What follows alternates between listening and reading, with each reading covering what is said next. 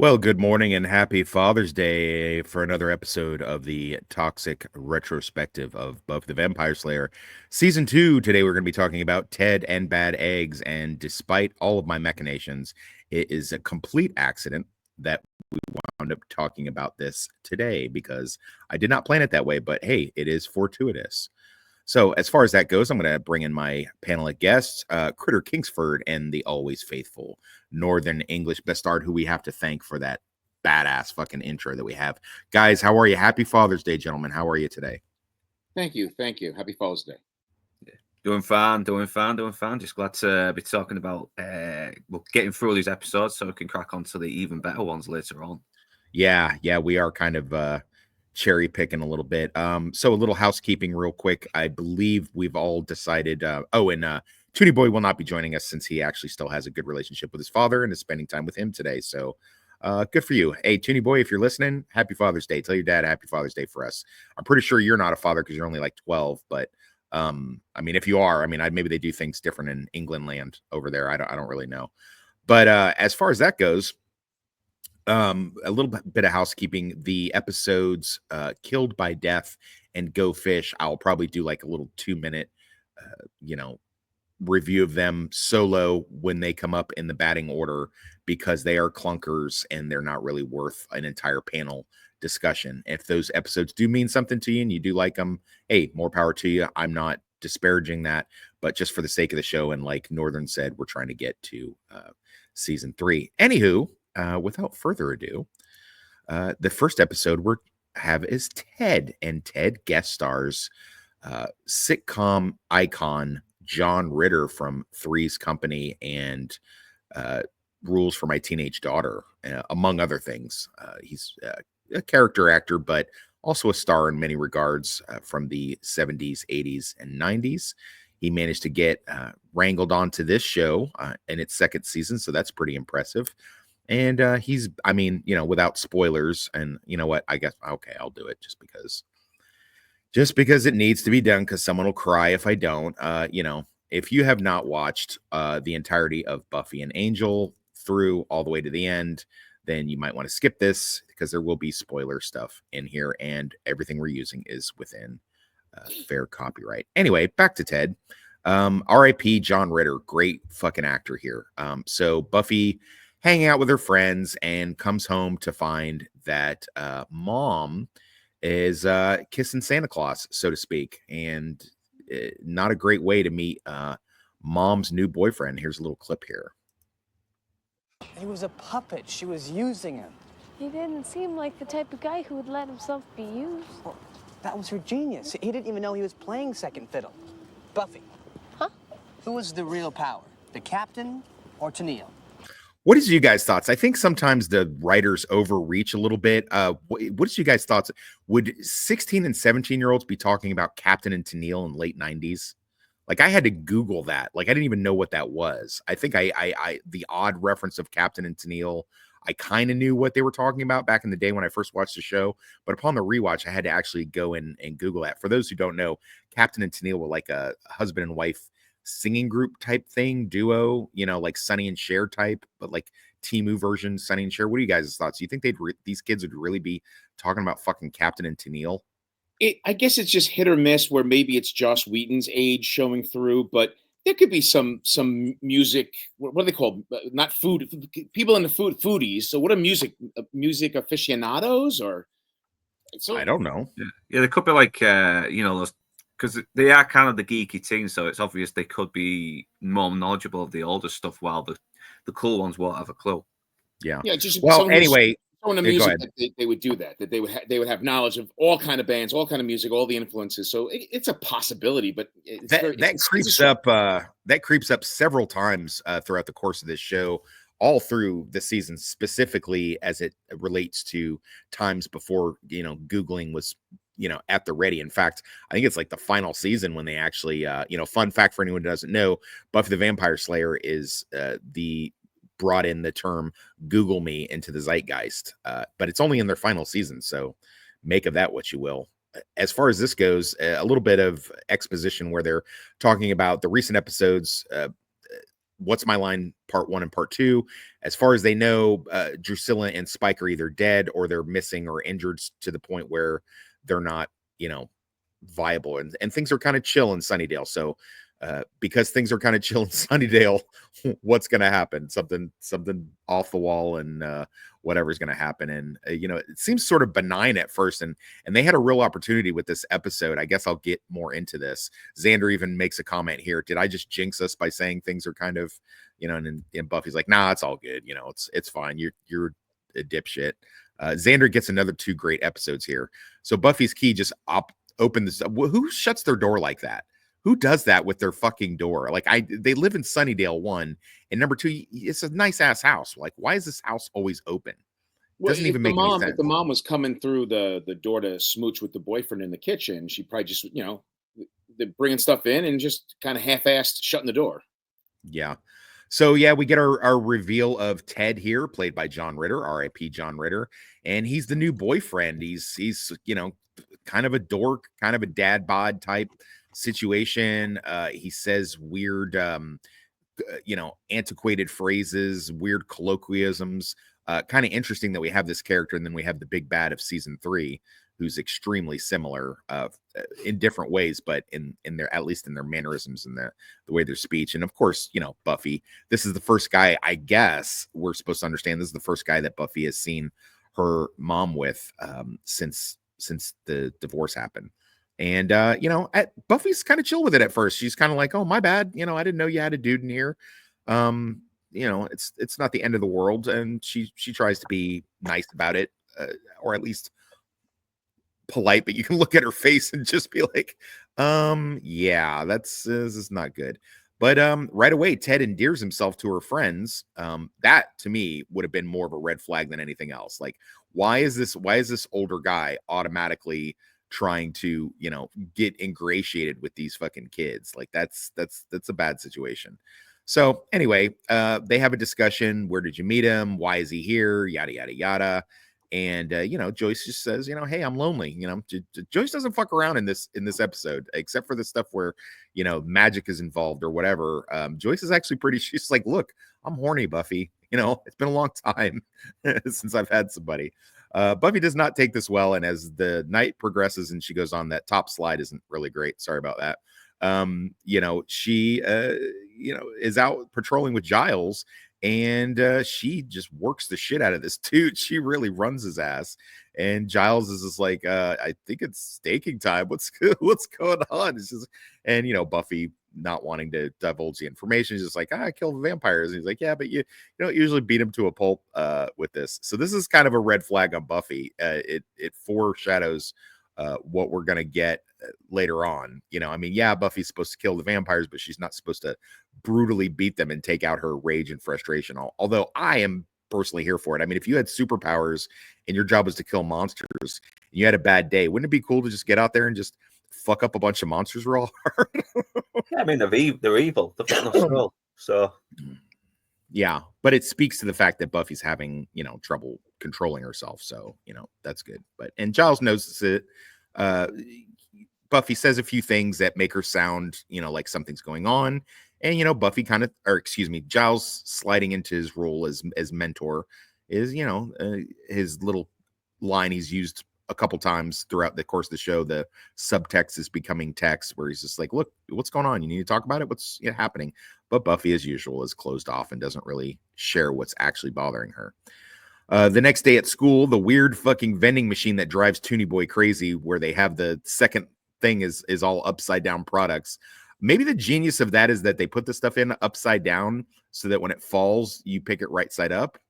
But who would be that anal or I feel like this is a thing where like the production department is fucking with us a little bit, to have like one of these things in the background to see if like we notice it or whatever, or I don't know, to avoid product placement issues. The janitor told the guy fixing his machines probably had a bad day and just couldn't be asked because he's like, hey, I'm gonna get killed in this school anyway, who cares? Yeah, screw these kids. Well, you can clearly see it says Doritos, Fritos. Why is there like 4 rows of Doritos? Do you see that? There's like 4 or 5 different rows of Doritos there. Budget cuts. Oh, okay. So Buffy's still on the bullshit with, about Ted. She doesn't like him. She's like, he's around too much, yada, yada, yada. And Willow, kind of rightly checks Buffy a little bit like, are you sure this isn't just you being a little jealous because mommy's being taken away?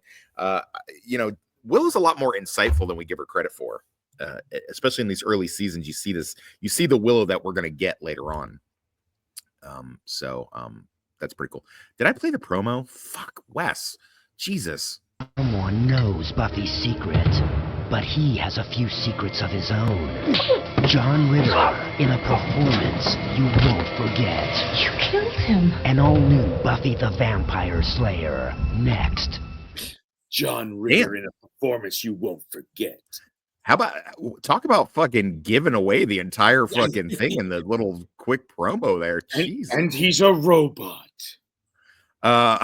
Spoiler. Biggest spoiler. I'm sorry. He's dating the mom. He gets killed. For all the protestations that Buffy is doing, and for all the common sense that her friends trying to inject into it, this is creepy as fuck with him just showing up. He just started dating, just met the friends, just met Buffy, and is at her school the next fucking day. Red flag. But it's his covers that he's doing the IT work, the computer even work. If that was true, it would clearly speak to the very next day he's doing a job at the school. The very next day. Yeah, that's crazy. I live in a small town and that doesn't happen. So anyway, our B plot here is a few episodes ago, if you don't remember, there was the Dark Age episode where the monster was going after Giles for all his magic bullshit that he did in his 20s or whatever. And Jenny, caught a little collateral damage. They have a nice little back and forth. He makes an excuse to come in and see her. You got some books in my library. You need to come get them. Oh, I'll send some kids. Right there, Giles should have known. As soon as she said that, oh, I'll send some kids to go pick him up. It's like, dude, read the room, Giles. He's doing his, English, oh, so terribly sorry to bother you. Just wanted to make sure you're all right. Blah, blah, blah, blah, blah, blah, blah. Pish posh, what. And, Jenny's not really feeling it. She's just like, listen, quit fluttering around me, fuck boy. I had a demon in me and not the kind I like. And, I'm not happy about that. And I used to date Prince. So, listen, I know a thing or two about having a demon in me. And, as soon as Giles finds out about her being a roadie on tour with Prince, he gets really upset and decides to, I shouldn't have bothered you. Anyway, Buffy, this is the thing about Buffy. When she has a regular thing going on, she makes it everything. You're going to see this in later seasons, like when she has a roommate she doesn't like or a guy that pumps and dumps her. Like, she will not stop talking about it until something else happens. Like, she makes it everybody else's problem. Look at Angel's face here. If you can zoom in, look at his. He's just like, dude, I am so over this shit right now with you. Like, I know you gotta like tend to my wounds. And all right. I need to stop falling in love with 14-year-old girls. Damn. Yeah, I mean, I'm sure he's happy that he has a chick that has daddy issues, but at the same time, it's just like. Because it puts him in the driver's seat. But at the same time, man, she is just wearing his ass out in this scene. He's just like, fucking shut up and get naked already. Hey, Daddy, when are we filming, Daddy? Come on, Daddy. Come on, Mama. Let's do it, Daddy. Let's do it. Let's film, Daddy. Oh, Amelia Clark. Gotta love her. Anyway, so he calls her on her bullshit a little bit too. And, he says, really, I don't know if you guys can read the dialogue from there without, like, you have to, like, go. Yeah, it's just basically the context is him asking her, would anybody kind of satisfy your father figure thing? And she's just like, not Ted. And it's like, ooh, not Ted, but maybe me. It's like, what would satisfy you? Yeah, it's all very creepy subtext shit that doing a review on this, it really lends itself to looking into it. Anyway, the next day they go do miniature golf, and Ted is trying to further ingratiate himself, which he is doing with the mom and the kids, the friends, but not so much with Buffy. When Buffy decides to cheat at miniature golf, which is, I guess, just throwing your ball in the hole. I guess that's cheating. I don't fucking know. I don't know anything about miniature golf or golfing in general, as far as that goes. He catches her and then starts beating his fucking leg with his golf club. And Buffy's like, what the fuck? And then he says some outlandish shit like, watch that smart mouth or I'll smack you in the face or something like that. And no one else hears it. It's out of earshot. So we start to delve into that tired trope that I've talked about before and I don't care for, called Not Now Kiddo, where, you know, the main character is trying to explain something and Buffy, or no one is listening to Buffy, which again, this is Buffy. This is the Hellmouth. Why are we not listening to Buffy? Why would we not take Buffy seriously when it comes to stuff like that? I would always give her the benefit of the doubt. This is not the last time this will happen on this show. It actually happens quite often. What is the point of being the fucking Slayer, the chosen one, and when you decide to come in and talk about something, you think something's weird, and everyone's like, oh no, it's fine. So Buffy decides to go on her own and do a little bit of investigation. Yeah, it's a terrific product. And she finds Ted's workplace. Look at her positioning right here with Ted. Buffy sucks at undercover. She's literally right there. Like all he has to do is move his head slightly to the right and he can see her. She is not behind anything right here. You know, he has one of those cubicle jobs, which I guess we've all had. You know, this looks exactly like where I used to work at Nationwide. So I guess he sells computer products of some kind or something like that. AOL discs. I think Buffy is doing the whole Drax thing where she stands just completely still so no one can see her. Good point. So yeah, Buffy's doing a little bit of undercover. She's watching Ted. She's in his place of business. Lonsdale, it is not an inexpensive piece of software. As a matter of fact, it's a very expensive one, which removes the risk of crashing your whole system. Of course. So we get Neil is, I guess, his cubicle buddy, and Neil gets up to go grab a cup of coffee, and fucking Ted just gets up. And where are you going, Buffy? Oh, gotta hide behind the coffee thing here, Buffy. This is an ongoing trope that I do like about the show, where Buffy does, in fact, suck at undercover. I guess he goes up to the sales board to, you know, ABC, always be closing. And you can see by the sales that Ted is the #1 salesman. He says a weird thing here. He says, I'm going to lunch. Knowing what we know, why is he going to lunch? To recharge. To recharge. Oh, he has to go. Literally recharge. Okay. Yeah, no, I like that. Yeah, no, good. I like that. So he goes out, just completely bypasses, but like purposely doesn't look at her. You're new, aren't you? Oh, I'm Neil. I'm Belinda. I'm just temping for the day. You know, if you ever meet somebody and they stumble with their name, they're probably fucking lying. I like Neil here. You know, this show's really good at having like one-off ancillary characters that just pop in for a second and leave. And they're written very likable and believable. I like Neil. I want to know more about Neil. What does Neil do when he's not selling computer software stuff? Because he's like just super nice to Buffy. It's not like a, you know, ooh, why are you here? You're in our coffee area. You know, Neil's just like, hey, what's up? Are you talking? And he's not being creepy or gross, like, you know, hitting on Buffy or whatever. He just wants to get his cup of coffee and, you know, take a little minute break and just talk to somebody. I like this about Neil. Neil, I like Neil Neil. I think Neil is upset that Ted is going to get the card. He may get the steak knives. Glenn Ross reference. But yeah, I like you, Neil. Neil is chill. I like Neil. Too far. Anyway, so Buffy continues her investigation. She asks a couple key questions, and Neil lets it slip that you know, Ted is the #1 salesman, and even foreshadows by saying nobody beats the machine, and that he's hoping that he can get a little higher up on the always be closing board, because luckily Ted has found a girlfriend and is going to be getting married soon, which is like, oh boy, that's not good. That's a bad situation. Wow, that guy's a salesman. I guess he's the one to beat around here. Nobody beats the machine. See what he did. See what he did there. So yeah, she finds a picture of Joyce, but it's really creepy because it's a picture of her and Joyce, and she's been folded over. Red flag. So that night they decide to have dinner, and what we never see again is the Summers praying. You would think in a house like this you would be praying every night at dinner, and the dinner goes about as well as you can expect. I do have a brief clip of it here.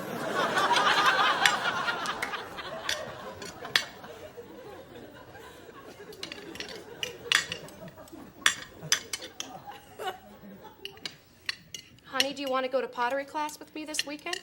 I wish you were dead.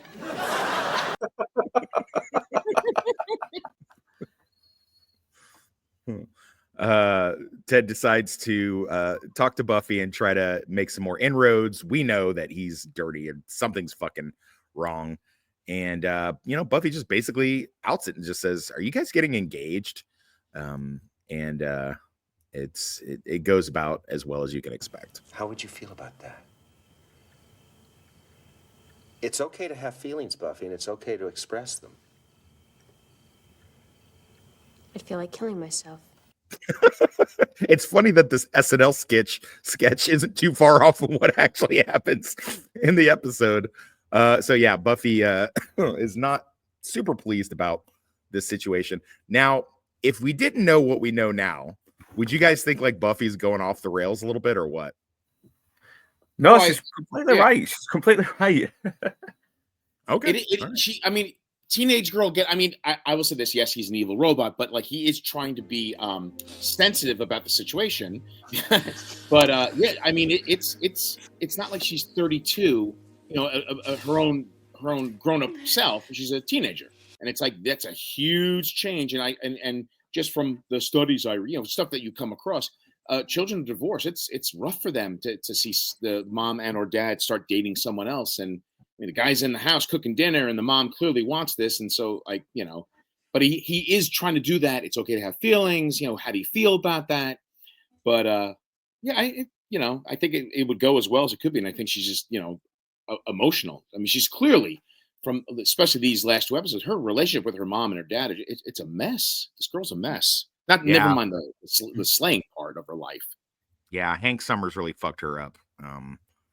But Buffy, this is the I managed to get this right on the look that Buffy gives Hank right here when he says, "What would you think of us getting married?" And I think it's pretty funny. Oh, too far. God damn it, the fucking slides. Anyway, so she gets sent up to her room and is told, you can go to bed without finishing dinner. Notice that Buffy keeps inadvertently not eating. That's very important. That's on this most recent watch through. So, spoiler, the reason why Ted is able to get away with being this, kind of weird, creepy guy with all these red flags and the different stuff with that is because he is basically roofing the food. He's putting something in the food, all the stuff that he cooks, which makes people compliant, which, obviously we're going to find out later. Buffy goes out, kills a few vampires, yada, yada, yada. Or at least waits for some. And a really sad scene, which I don't have, is her sitting on a swing going, here vampires, hoping that she can catch one so that she can fuck them up and take out her frustrations about Ted out onto the underworld. She comes back in and finds that Ted is not only waiting for her, but has gone through all of her things and read her diary.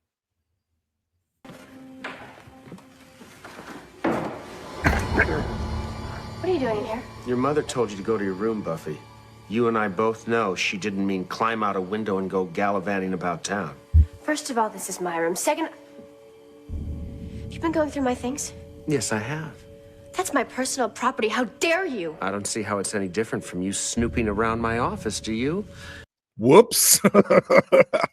So I guess he wasn't as, I don't know. I almost feel like maybe Neil said something to him. It was like Neil wanted to chit chat. Was just like, hey, did you see the new, the chipper young Linda? Linda's cute. Belinda. He described her, and then Ted was like, wait, what? So Ted gives a quick summary of her journal and says the key phrase of the TV show. What exactly is a vampire slayer? I mean, I guess we're supposed to be like, oh, this is like what magical shit.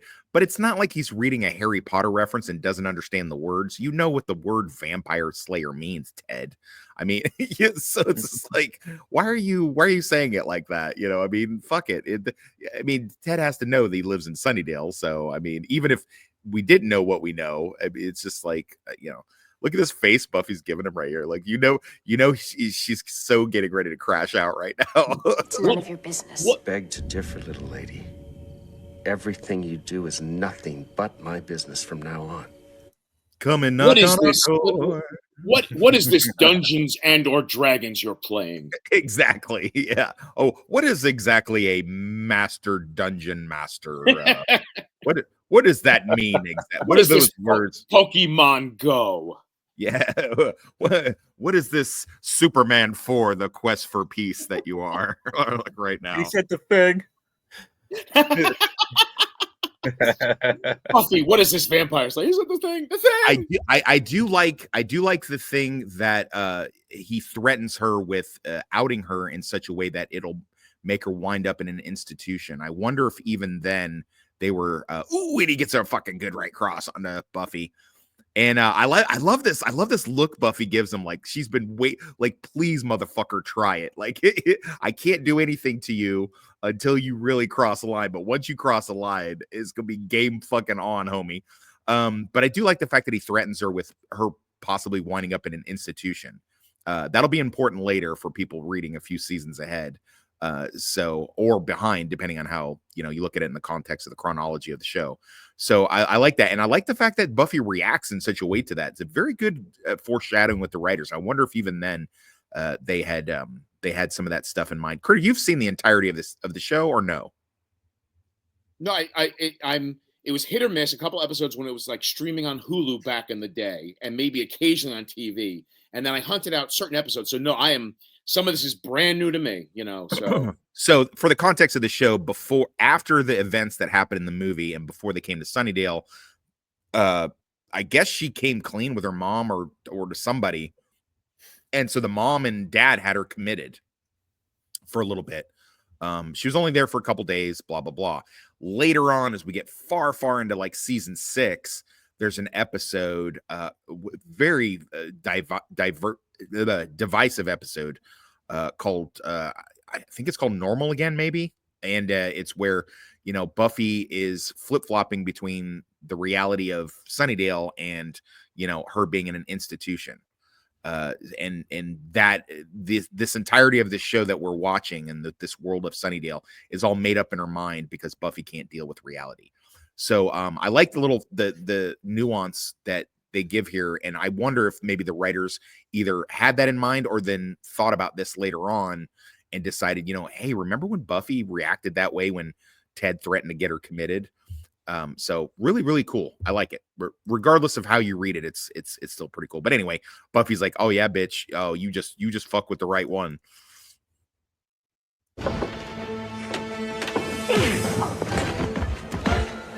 Red flag. I like how she's telling Buffy, stop that, not Ted, get your hands off my daughter. And she's seen her daughter actually do a lot of karate stuff. Yeah, I mean, he is with his ass. Like, Buffy, where did you learn that? Ted. Oh, Mr. Furley.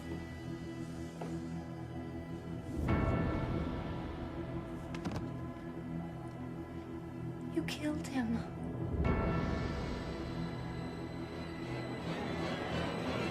No, I didn't. I think it all on the stairs killed him. Yeah.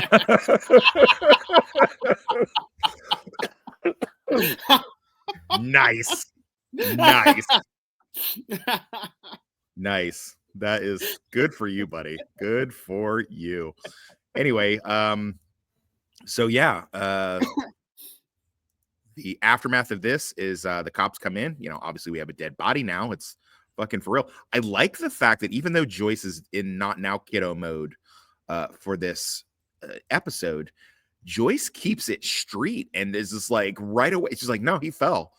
He just fell. It's like nobody, like, she totally backs her daughter in that. I thought that was really cool, and no one has ever mentioned it on any rewatch thing or critique or anything like that. Like, Joyce doesn't even have to think about it. Like, she had the lie ready to go. She's just like, oh no, yeah, I don't know what happened. I didn't see much, but he fell down the stairs, and that's what happened, and that's my story, and I'm sticking to it. I like that. Good for you, Joyce. Joyce keeping it straight. I like that. Unfortunately, Buffy herself, being a superhero, she is racked with guilt, and she decides to actually do the one thing that she should never do, and she fucking talks to the cops, and says, I hit him. And then when they bring her in so that they can have a little discussion, and Buffy just, again, instead of lawyering up, you would think that the Watchers or somebody would like have trained, because this has got to have happened, right? This has got to be a thing, and you would think that the Watchers counselor or somebody would have been like, hey, listen, if you run afoul of like local law enforcement or something like that goes on, just don't talk. We'll get you a lawyer. We'll bring somebody in there. But fucking Buffy's in there just spilling her guts. The detective's asking her what happened, how did it go, and the detective like giving a lot of realism to the scene. And Buffy just fucking gives her confession, which is crazy. I got a clip of it right here. And I stabbed him 37 times in the chest. Carl, that kills people. Oh.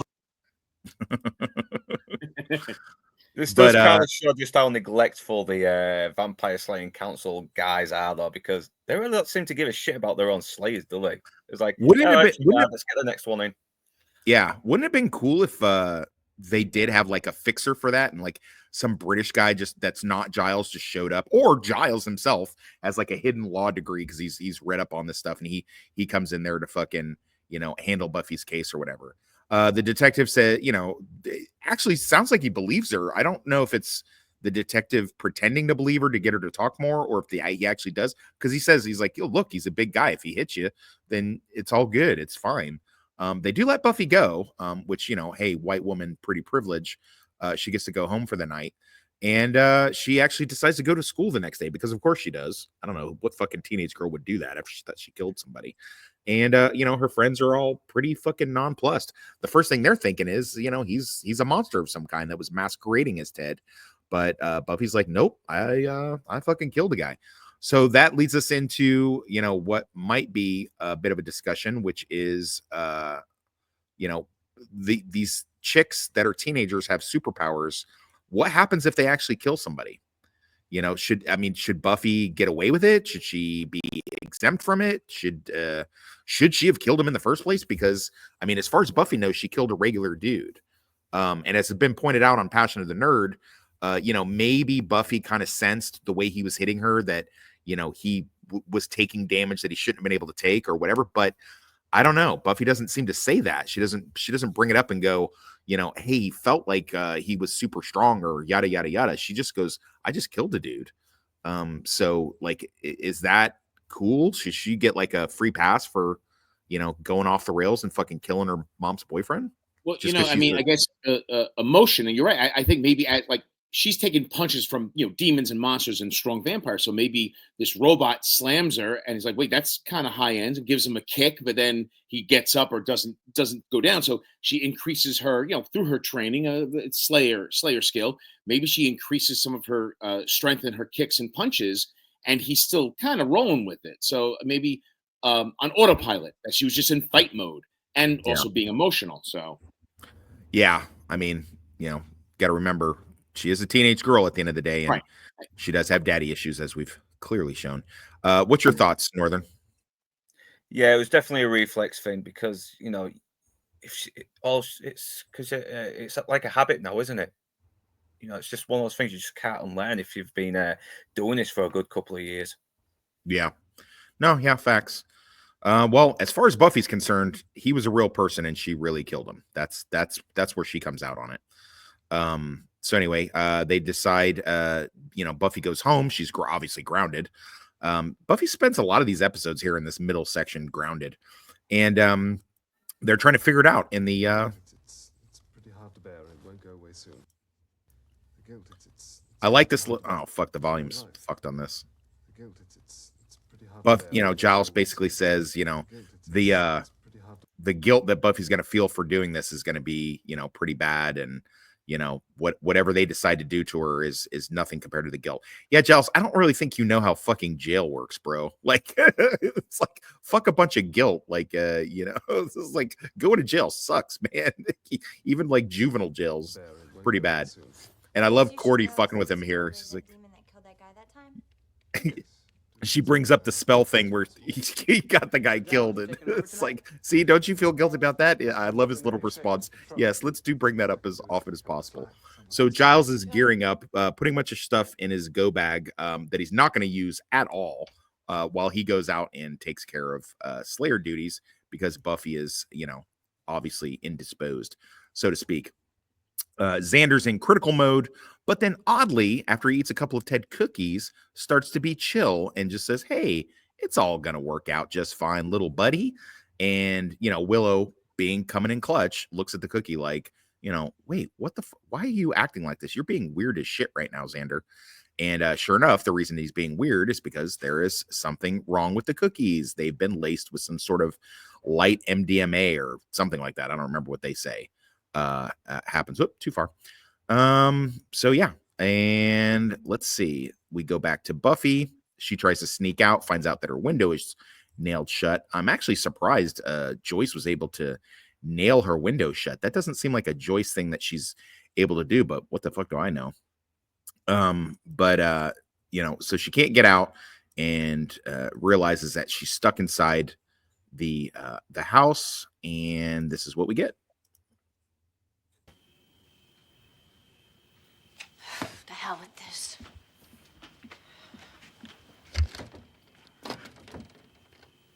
She nailed it shut. Well, it's official. This day can't get any worse. Bum.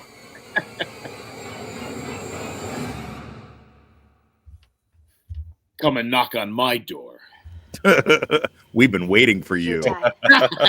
That's right, little lady. You killed me. Do we have something to say about that? Are we sorry? What are you? I'm a salesman. That's what you should have remembered. No matter how you put him down,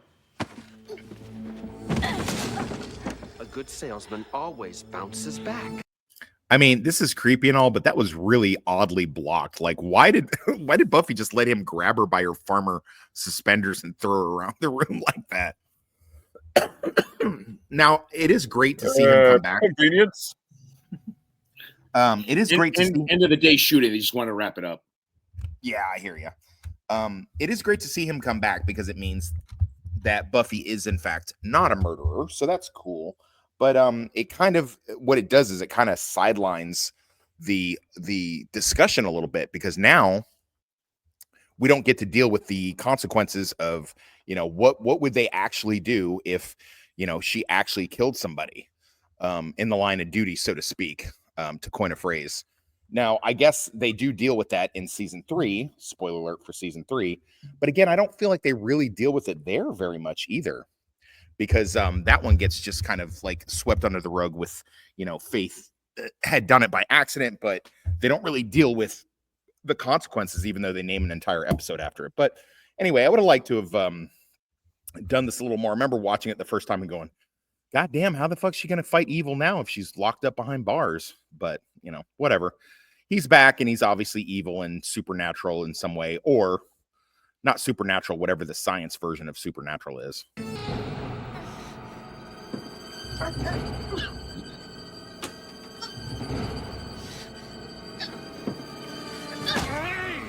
That wasn't plain fair, Missy. You're gonna find hell of a day. Makes you feel like you're 18 again. So what? He could feel pain. I didn't take it like that. I just think he knew his outer shell was damaged. I think. I don't know, but I can remember when me and my first wife watched this, like for weeks after this episode, we would do like a fake glitching thing, like, you want some gravy with that? It's like hell of a day. I get a slight Robin Williams vibe that he's got going. Like, yeah, reminds me of Robin Williams as the genie. Yeah, exactly. Or like the Total Recall where the Johnny yep. car starts glitching out or whatever. I don't like being disobeyed. Ash is a goddamn robot.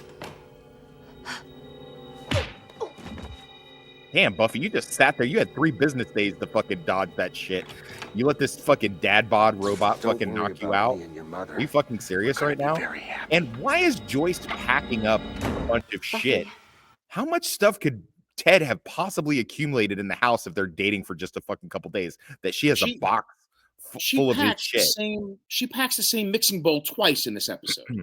Oh wow, good catch there. She's putting like some things, and one is a white mixing bowl, and then later she's putting it in the box again, like 2 minutes later.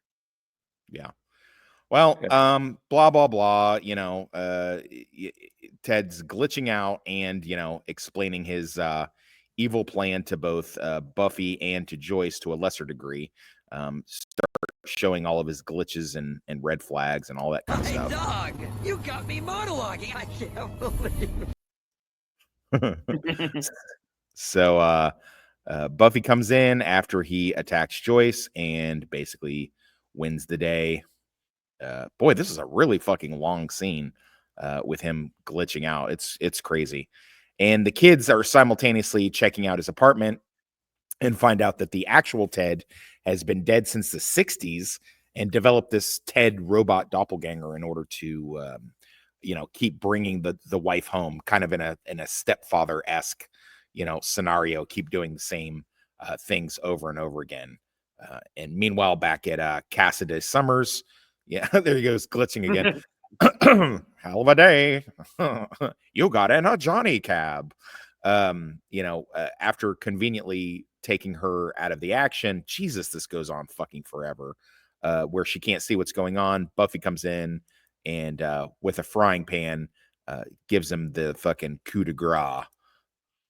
I am Ted. Come and knock on our door. We've been waiting for you. Oh, that's my good frying pan, Buffy. Oh, meow, meow, meow, meow, meow, meow. So yeah, good job, Buffy. Way to fight that evil with a frying pan. A woman in the kitchen doing what women do as they should do it. Yeah, and that's basically it, except for Buffy goes to school the next day, is tired of seeing adults and shenanigans, and what does she find? Giles and Jenny have made up. Oh, there was a side thing where Giles went and fucking fought vampires and Jenny shot him in the back with the crossbow. I laughed at that.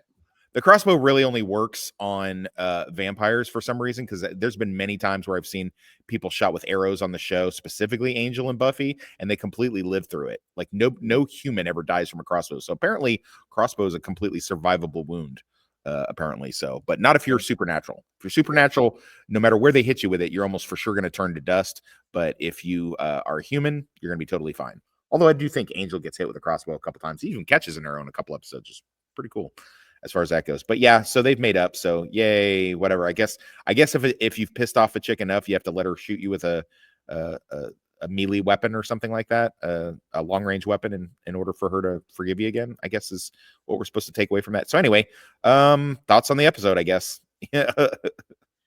Critter, you go first. I know that we have our 3 levels of skip, meh, and steaktastic. I'm gonna say it's a little above meh, because I mean, John Ritter, evil robot, making cookies. It was a silly episode, and so I don't know. I'm kind of leaning towards more towards steaktastic, but you could absolutely. I mean, I'm all over the road. You could totally skip this episode. I enjoyed it mostly because of John Ritter. It was just so funny to see him as an evil robot. That's true. That's true. I will totally agree with that. I guess I'll say it's meh. I'll say it's meh. It is meh. Oh, no. I mean, like, I don't like the fact that we only have 3 levels. I think it's above meh, below steaktastic, and it's only because of John Ritter that you get a little extra boost. At some point, Critter, when you're all grows up, you need to understand that you just got to make a decision on stuff. All right, steaktastic. Okay, phone a friend. Okay, there's not 115 different genders. It's either male or female. So you got to figure it out. I will go with steaktastic. Sorry. Okay, Northern, thoughts and rating, please, sir. It's definitely a high meh, a good meh. It's the best meh out of all the other mehs in this series, because once again, John Ritter is just one of those likable actors, and he is genuinely creepy. But the thing that makes it a Met is because it's science fiction in Buffy, where a show revolving around the supernatural. If he was like a demon that was trying to be a father figure, but always seemed to be messing up, something like that, it probably would have made the episode a little bit more stronger. But it doesn't really, add to the overall overarching story in season 2. But it's still okay. And Sarah Michelle Gellar does play the guilt pretty well, though, when she thinks she's killed him. And yeah, it is pretty harrowing to watch at times, just seeing her go through this. I want to say more than I like that concept. Like, you're right, science fiction in a fantasy horror show, like when Star Trek does Ghosts. It's like, wait, what? I know what that was a silly episode.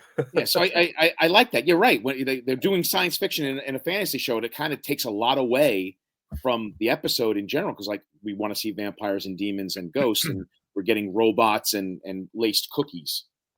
Yeah, and then we go then we go straight from robots to fucking aliens for some weird reason in the next episode. Yeah, it's giving season 1 vibes. I actually am going to give it a steak-tastic just because the concept of collateral damage with the humans is pretty interesting to me, and I grew up watching John Ritter as the lovable goofball Jack on Three's Company. Come and knock on our door. I can't use that. You're gonna have to just deal with me singing it because I can't. Yeah, it's kind of like a little bit of it was kind of like a more smaller scale Robin Williams in a way, because he was just this very nice guy who unfortunately died young.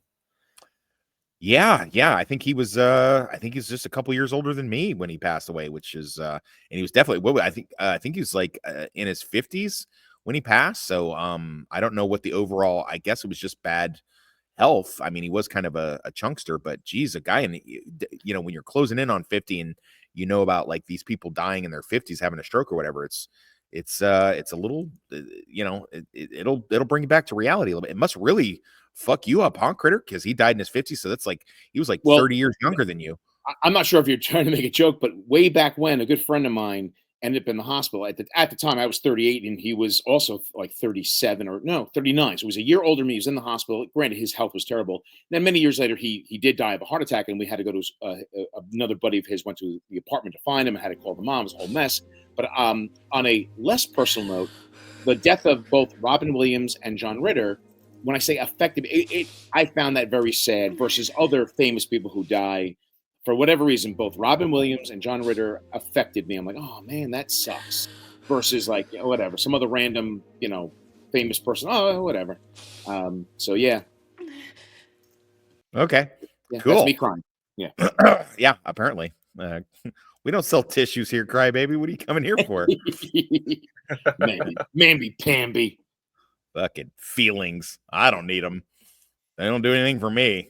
I just drink them down and boil them down into a big rage. So, and we go. Bad eggs. I'm doing it right this time. Next on an all-new Buffy, something is out there. Somebody help me! Something that needs to control Come on, pick up. everyone in Sunnydale. An all-new Buffy the Vampire Slayer next. Bad Yeah, egg. another little bit of a spoiler giveaway in the trailer as well. Yeah, they weren't really good about that, and those aren't even trailers; they're just TV spots. Yeah. So I mean, fuck, dude. Stingers? I don't know. The show Stinger, I guess, is that what it is? I think Stingers might work. Anyway, we open up with Buffy and Joyce at the mall. I wish we had Toonie here because he said he was going to play the game. There's a whole level in the Buffy Chaos Bleeds game where Willow is stuck in the mall fighting off vampires and different and an evil Tara. So and I think again whoever designed the game, they got the mall down really well. Buffy is hanging with her mom, and Joyce is like all over Buffy and her shit about being flighty and not doing the things that she's supposed to be doing, yada yada yada. And I don't know, a lot of the shit that Joyce is asking is like, can you go get my workout fit while I go get us food? Why are you sending your daughter to get your fucking workout fit while you're wouldn't it make more sense to send your teenage daughter to get your Chinese food and then you go get your motherfucking workout fit? Like, why? I don't get that. Was that like a test? Or, what are you doing that for? That seems really odd to me. Anyway, on my rewatch of preparing for this, I watched Passion of the Nerd, Ian's review of this, and he made a mention that Buffy senses a vampire on the escalator, and that's one of the only times that we I'll see her be right back. Just got to get. Okay. Buffy uses some sort of supernatural sense to realize that there's a vampire with a cowboy hat going by her, but that's not actually correct. Ian from Passion of the Nerd, it is actually Buffy.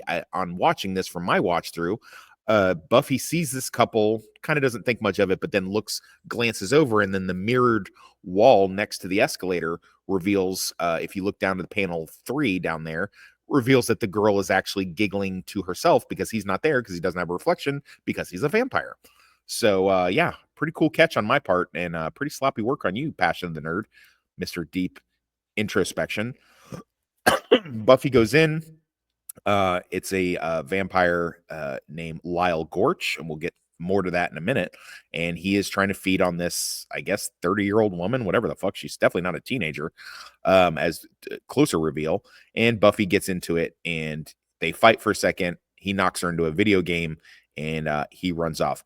Are you guys familiar with the Wild Bunch at all? Yes. It's Okay. been years since I saw it. We're talking about the Western from way back when. Yeah, the Western. Peckinpah, right? He's the director, Peckinpah? Yeah, Peckinpah's the director, and I don't know whether or not you remember, but the gang, they have 5 different characters led by a guy named Pike. Pike is also a character in Buffy the Vampire Slayer. They got a guy named Dutch, and they have a guy named Angel in their group who they go to try to rescue in the final battle. It doesn't work out. Well, it works out as good as you can expect in a Sam Peckinpah film. And they have a pair of brothers, and the pair of brothers are called Lyle and Tector Gorch. And the name of our brother vampires in this episode is Lyle and Tector Gorch. And as revealed in some exposition later on, we find out that they died after ravaging a Mexican village. I guess we're supposed to understand that Lyle and Tector Gorch somehow became vampires after this big shootout here that happens in the Wild Bunch. But pretty cool that they've got like 4 characters that are in Buffy that are, the same names as the guys in the Wild Bunch. I guess we're supposed to understand that whoever wrote, Buffy the Vampire Slayer is a big Wild Bunch or Peckinpah fan. So that's pretty cool. Anyway, a little bit of Easter eggy type shit in this egg episode. Buffy comes back to eat, and she has not picked up the dress for her mom, which she never should have been sent to go do in the first place. You don't send your teenage daughter to go get your work dress for a meeting that you have the next day. You send her to go get the Chinese food. Teenagers can handle the fast food. They're not supposed to handle your fucking dress.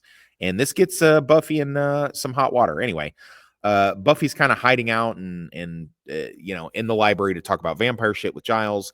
And I guess their school assignment is the eggs. Did you have this in school where they gave you the egg to pretend that you're a parent? Did they do this? I only experienced that with bags of flour and on TV shows. Like I never in real life. They gave you a bag of flour in school to pretend it was a baby? No, but like in the TV shows and movies that did that bit, it was always a bag of flour, not an egg. Okay. So it was the same concept. But in real life, never. I've never had this be a thing in any of my friends or throughout high school or anything. Never I've seen it in I guess English is still out of the net a little bit because his mic is still muted, so he's dealing with whatever household stuff or dog thing or whatever. So, but yeah, no, I saw this in plenty of TV shows. It's a pretty big TV trope. So the concept is, for those who don't know, back in the day, like I said, I doubt they do this anymore. Maybe they should with the rising, teenage no pregnancy. shit. Yeah. They give the students an egg, and the egg is supposed to be a baby, and you write down what your egg does, and because it's an egg, you have to be very careful with it and carry it around with you, and it's supposed to be your kind of baby. Everybody got one except for Buffy, but Willow came through clutch and got an egg for Buffy. Yeah, I'm a single mom. Yeah, I love the I'm a single mom. That was funny. That was funny. So we see a little picture of the vampires here before they were vampires, and they are in fact Lyle and Tector Gorch from the Wild Bunch. So pretty cool, really cool Easter egg in this. I remember watching it for the first time and going, Lyle and Tector Gorge, where do I know that from? So I thought that was pretty cool. Buffy's out, and she's, instead of hunting, she's making out with her hunky vampire boyfriend and not paying attention to her job. And it doesn't go unnoticed by Lyle and Tector Gorge, who are literally like 20 feet away, perched up on a wall. And it's interesting, this little back and forth between the brothers. One, they know that she's the Slayer. How they know that? Just because it's a chick making out? Like, why don't they assume that it's a random chick? I mean, is it? Yeah, I don't really. How did they do that exactly? I'm not sure. But the other fact that's pretty interesting is they know Angel as Angelus. They know him through his evil days. So it's never spoken of or brought up again later. But for whatever reason, they know that he is. Okay, so Luke is going to have to go ahead and hop off. So I guess it's just going to be me and you, Critter. He just messaged me. So Luke, I hope everything's okay. Happy Father's Day to you. However that applies. He's probably got some family thing going on or whatever. So, but that's okay. We can crack on with this candy episode, such as it is. But yeah, they decide no, we're not going to go after them while they're making out. So for whatever reason, and that night Buffy comes home and the egg starts doing some invasion of the body snatcher shit to Buffy, which is weird because it doesn't. I don't know what interrupts it, that it doesn't go further. It like crawls all over her face and finger fucks her face for a little bit, and then it stops.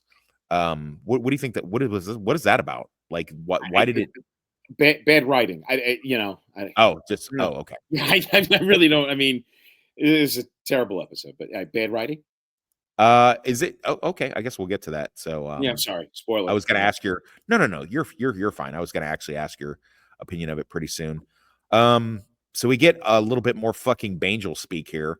This is a classic line from Angel. All I see when I look into the future is you. All that fucking Bangely speak bullshit that chicks like. And Angel reveals that he cannot have kids. So if she decides to have a life with him, it's gonna be it's gonna be no kids for them. Which I don't know. Did she really think vampires could get somebody pregnant, or like is that a thing that she actually believed for a second there? Anyway, she's 16, so she's like, I don't care. I ain't trying to be no baby mama anyway. Down in the sewer tunnels where they're hiding out, the brothers get into a little bit of fisticuffs over who's going to take out the Slayer, who's going to take out Angel, blah, blah, blah, blah, blah. They're really kind of just like side things in this. Back to Buffy in her room. The egg is doing weird egg alien shit, and she grabs an iron. And again, I have to bring up, like, why are they not having weapons at the ready all the time? Like, why is she having to improvise so much? Like it's a regular horror movie. She's shouldn't she have like weapons at the ready at any given time? Well, like some of those cop dramas, even though he's off duty, he's still got his side piece or his ankle holster. I don't know. Right. I guess like you enter the door and you put your bag of steaks by the in the mud room or with the coat rack and you head upstairs. But yeah, I would think that in each room would be something. Yeah, it's not like she only I only have 4 steaks this week and more are coming from Amazon. Right, and I brought this up on the I do a Stranger Things review on Friday, and I brought this up with Nadia because they have a character was having to improvise with something, a bat or some shit. And I'm like, dude, what? They already know they live in a supernatural nexus. Like, why not have at the very least, a sword or a knife with you at any given time, if not, a firearm or something. So Buffy does defeat it, of course. And she starts, doing the round robin, calls Willow and tells Willow, hey, the egg thing did something fucking weird. I don't know. And she seems to be really difficult trying to describe what happened, which is that's really weird to me. Oh, by the way, I have the Bangel speak real quick. I'll pull it up.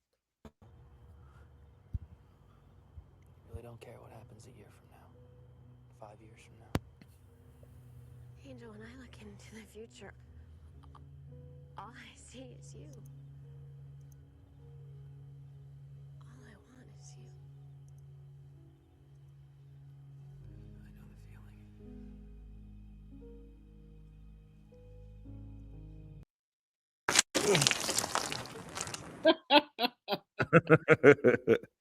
Yeah, Yeah, I'll Anyway. admit, I'll some of that dialogue is just, but it's okay. I mean, it's the show from the '90s, and it is what it is. It's part of the show, and it doesn't really bother me after watching the last 10 or so episodes. So Yeah, it just becomes background noise yeah, after a you while. roll through it like here we go, and okay, and then they kiss and we're good. I mean, I do like the fact that in later seasons they actually they start to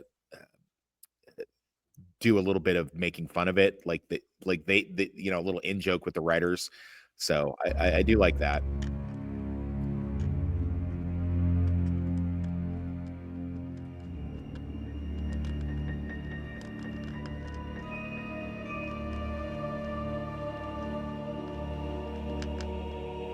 Dude, if you saw your egg doing that shit, even if you didn't live in a supernatural nexus, would you just be sitting there putting your face right in front of it? Every Like, time there's a horror film or sci-fi film, and something like this happens, you stick your face in, put your hand in an open door, like the whole audience, like, what are you doing? In the reviews, like, oh, in this one scene, I think it was Prometheus, and a yes, scientist, yes, he takes off his yes. helmet, takes off his glove. What are you doing? Yeah. Yeah, so she winds up using scissors and has to improvise with this little puppet, which is that's odd to me that she just doesn't have her favorite Slayer blade right at her side or something like that. That's just really weird. That's a weird thing. I mean, I get it. I mean, it's been brought up before, like, Buffy doesn't, just because she uses a wooden stake to deal with stuff doesn't mean that it's antiquated, because the stake is just a tool and Buffy is the weapon. Oh, she came home, her jacket's on, a pocket knife. I don't know. Yeah, something, but whatevs. I mean, it's an alarming number of times that Buffy is caught on the back foot because she doesn't have a weapon right at the ready. So it's pretty interesting. And Willow gives some bullshit about maybe the Gorch brothers planted this thing on you or something like that. So what's your thoughts on this whole Invasion of the Body Snatchers episode? You sure? The little critter reminded me of the alien from the Star Trek Next Generation. All the Starfleet guys are being possessed by those little wormy things, and it also has an element of the I earworm. actually know that episode. Yeah, I actually know that. So we reveal that Willow's egg has hatched. So it also, the design looks like a little bit like the earworm from Star Trek 2, but like with little feet that wiggle. Yeah. What's going on? So Buffy gets in more trouble with Mom just because she's up at night and she's got clothes on, I guess is I don't really know what the justification there is with that. But anyway, so yeah, boring shit with Joyce doing Joyce shit. And Buffy gets in trouble. And we get the whole dawning dread that the school and the surrounding area is starting to be taken over by the bad eggs, so to speak. Sporting them, so I'm totally not wearing it. Then I thought, hey, I'm the one who started this nationwide craze. What am I ashamed of? Okay, soliloquy girl. I just wanted to ask about your egg. Would Buffy really say soliloquy girl? Would she really say that? Would a 16-year-old really say that? Sometimes I feel like these writers outsmart themselves. Right around this time that this show was out, they had a TV show called Dawson's Creek, and the kids spoke way past their ability level, and that was like a big bone of contention with people with the show. But yeah, it's just weird. So anyway, at this point, Charisma Carpenter, or excuse me, Cordy has not been taken over, but we get to see a little bit of she's wearing the backpack, and she put the egg in the backpack, and you start to see the backpack kind of, and all these people are walking by her and don't notice that the Build-A-Bear backpack that she's got is fucking popping eyeballs off, and fucking weirdo shit is happening. Like no one's noticing it. They're all checking out her butt. Well, fair enough. Now this is interesting. Xander is not happy with his power bar and decides he's going to eat the fucking egg. What was he going to tell the teacher? If this was a real egg, what was he going to tell the teacher? Was he going to just go get another egg, or like probably? Yeah, but and the fact that he hard-boiled it, and if he wasn't going to eat it, he was going to return a hard-boiled egg. That I don't think that would get him an A in the assignment. Yeah, I don't know. But like at this point now, we know Cordelia and Willow have been subjugated. I don't assimilated. Assimilated, is that a good word? That's a Star Trek word. Infected. Sure. Okay. I like assimilated actually. But so they've been taken over by the creepers, and so this is less um the alien thing. Who was he even talking to right there? Like, and then he put that to his face and he was just, like, dude, come on. Anyway, He so we get also the whole eats. If that was a hard-boiled egg, he eats it weird. yeah, as far as alien type stuff, it's less Invasion of the Body Snatchers and probably more Robert Hyland's Puppet Masters with the way they Right. embed I was going to themselves. say Starro from Yeah, DC Comics. The sure. starfish that get on your Well, face. And I bring up Puppet Masters because they embed themselves in the lower back like yeah. they do. Okay. Yeah. Yeah. So That's more apt. Can I I like just this line. say, yeah. I see a yeah and raise you a yeah. What is it? That's a cute line. But yeah, no. So they're trying to figure out how they're going to do the science bullshit or whatever.